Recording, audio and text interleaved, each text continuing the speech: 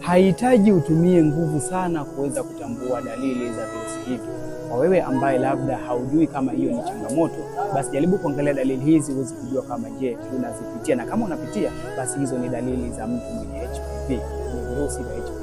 Kwanza anakuwa anatokwa vinyama katika sehemu zake za siri. Hapa kwa mwanaume huwa anapata vinyama hivi katika uume wake, korodani, lakini pia katika njia ambayo inaelekea katika haja kubwa. Lakini pia kwa mwanamke huwa anapata changamoto hii katika mashavu ya uke pamoja na sehemu ambayo inaelekea sehemu ya haja kubwa. Kwa kama ni wewe ambaye pia unapitia hali kama hii, hayo ni maambukizi na hizo ni ishara za HPV. Lakini pia mbali na hivyo, kwa mwanamke pia anaweza akapata dalili nyingine kwamba anakuwa anapata maumivu makali sana wakati wa tendo. Anakuwa anapata maumivu ambayo sio ya kawaida. Lakini pia anakuwa anatokwa na damu kila baada ya kushiriki tendo, damu ambayo sio damu ya kawaida. Kwa hiyo ambaye pia unapata dalili kama hizi au umewahi kuona hali kama hii katika maisha yako kila siku, basi tambua kuwa tayari virusi hivyo vimeshagonga hodi katika sehemu zako za siri. Kwa hiyo ni hatari na ni vyema kuchukua hatua za haraka uweze kutibia changamoto hiyo. Karibu sana.